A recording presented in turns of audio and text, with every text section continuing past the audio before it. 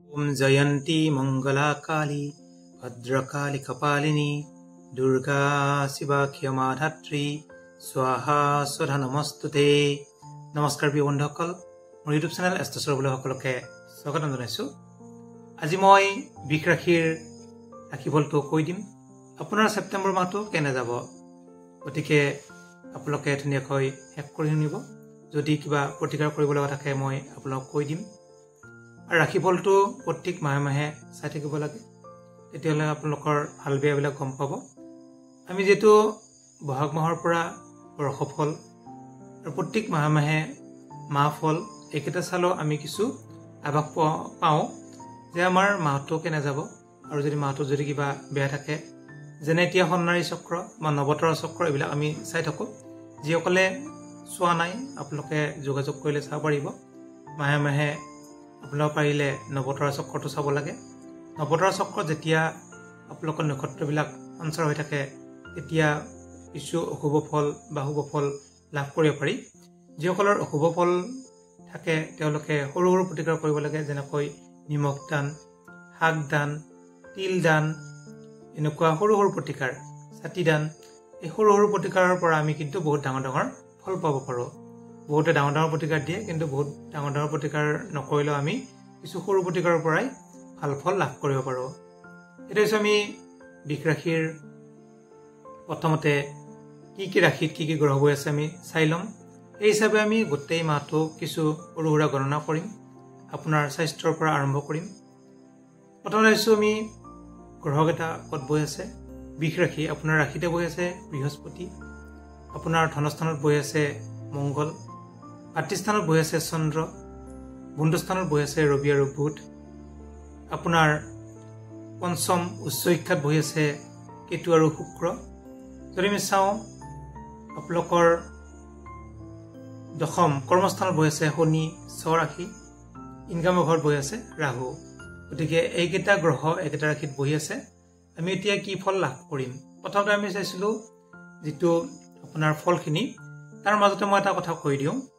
ৰবি যিহেতু 17 ছেপ্টেম্বৰৰ পৰা কন্যা ৰাশিত প্ৰৱেশ কৰিব, শুক্ৰ 16 ছেপ্টেম্বৰৰ পৰা নিজৰ তুলা ৰাশি নিজৰ ৰাশিত প্ৰৱেশ কৰিব, আৰু বুধ 21 ছেপ্টেম্বৰৰ পৰা নিজৰ ৰাশি কন্যা ৰাশিত প্ৰৱেশ কৰিব।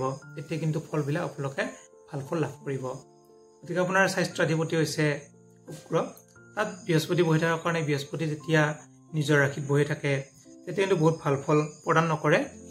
আৰু গছৰ ফলত বিশেষকৈ ভয়, দুখ, চিন্তা এইবিলাক মানে কিছু অশুভ থাকে। গতিকে আপোনালোকে কিছু বৃহস্পতিৰ কাৰণে সৰু সুৰা প্ৰতিকাৰ কৰিব। পাৰিলে বৃহস্পতিৰ কাৰণে নিৰামিষ খাব, তেতিয়া কিন্তু শুভ ফল লাভ কৰিব। বেলেগ প্ৰতিকাৰ নকৰিলেও যিকেইদিন বৃহস্পতি আপোনাৰ ৰাশিত বহি থাকে। অধিপতি হিচাপে শুক্ৰ বৰ্তমান বহুত শুভ নহয়, যিহেতু বৰ্তমান নিচস্ত হৈ আছে আৰু 16 ছেপ্টেম্বৰলৈকে নিচস্ত হৈ থাকিব। গতিকে পাৰিলে শুক্ৰৰ প্ৰতিকাৰ কৰিব।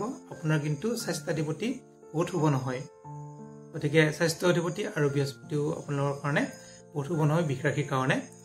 আপোনালোকৰ ছেপ্টেম্বৰ মাহৰ 16 তাৰিখৰ পৰা কিন্তু শুভ ফল লাভ কৰিব। স্বাস্থ্য, কৰ্ম, আয়, ব্যয় সকলো লাভ কৰিব। এতিয়া হৈছে আমি ধনস্থানত মংগল বহি আছে। গতিকে মংগল ধনস্থানত থাকিলে কি হয়, আপোনালোকে যদি বেপাৰ বাণিজ্য এইবোৰ কৰে তেতিয়া কিন্তু অতি শুভ ফল লাভ কৰিব। বেপাৰ বাণিজ্যত কিন্তু ভাল ফল লাভ কৰিব।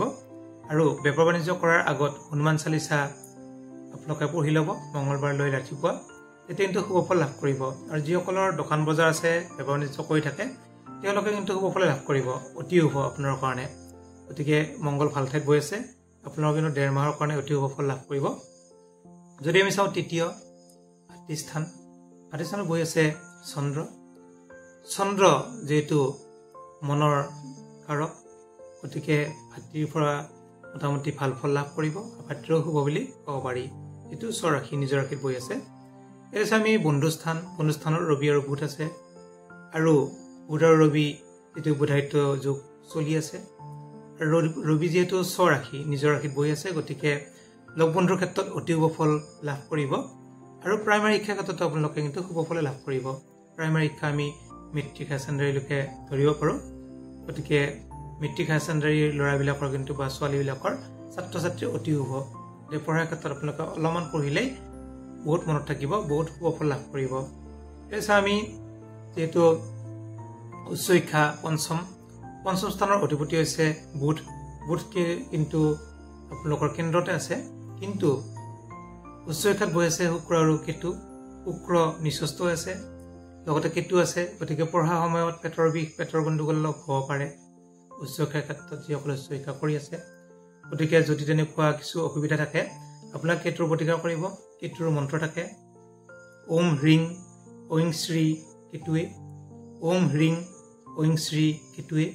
গতিকে শনিবাৰ বা মঙলবাৰে আপোনালোকে ৰাতি এই মন্ত্ৰটো মই যিটো দিলোঁ আপোনালোকে জপ কৰিব। 108 বাৰ কৰি ৰাতি জপ কৰিলে আপোনালোকে শুভ ফল লাভ কৰিব। গতিকে শুক্ৰই কিন্তু বহুত ভাল ফল নিদিব উচ্চ শিক্ষাৰ ক্ষেত্ৰত। যিসকলে ডক্টৰ বা ইঞ্জিনিয়াৰ পঢ়ি আছে তেওঁলোকৰ কিন্তু বহুত শুভ নহয়, তেওঁলোকে অলপ প্ৰতিকাৰ কৰিব শুক্ৰৰ। আগতেও কৈছোঁ শুক্ৰৰ প্ৰতিকাৰবিলাক আপোনালোকে বাহাকা ফুলৰ শিপা ধাৰণ কৰিব, তেতিয়া শুভ ফল লাভ কৰিব। মই মাজে মাজে প্ৰতিকাৰটোও কৈ দিছোঁ যাতে আপোনালোকৰ স্কিপ নহয় বস্তুটো। এতিয়া আমি স্বাস্থ্যৰ ক্ষেত্ৰত আমি চাব পাৰি শত্ৰুৰ অধিপতিও শুক্ৰ। গতিকে শুক্ৰ যিহেতু নিচস্থ, শত্ৰু অলপ থাকিব বৰ্তমান বিষ ৰাশিৰ। গতিকে শত্ৰুৰ ক্ষেত্ৰত অলপ সাৱধানে থাকিব। আৰু যে আমি বিবাহৰ ক্ষেত্ৰত, বিবাহৰ অধিপতি হৈছে মংগল। মংগল যিহেতু আপোনালোকৰ ধনস্থানত আছে, গতিকে শুভ বুলি ক'ব পাৰি, ভাল ঠাইতে বহি আছে। গতিকে আমি যদি চাওঁ অষ্টম স্থানৰ অধিপতি বৃহস্পতি যিহেতু আপোনাৰ ৰাশিতে বহি আছে, বহুত শুভ নহয়। এতিয়া চাওঁ আমি ভাগ্য আৰু কৰ্ম। ভাগ্যাধিপতি হৈছে শনি। শনি যিহেতু আপোনাৰ কৰ্মস্থানত বহি আছে, কৰ্মস্থানত বহিলেও শুভ ফল কিছু লাভ কৰে যদিও কিছু অশান্তি, ৰোগ, মৰ্যাদাহানি এইবিলাক কিছু অশান্তি আছে যদিও যিহেতু কৰ্মস্থানত বহি আছে স্বগৃহ নিজৰ ঘৰ।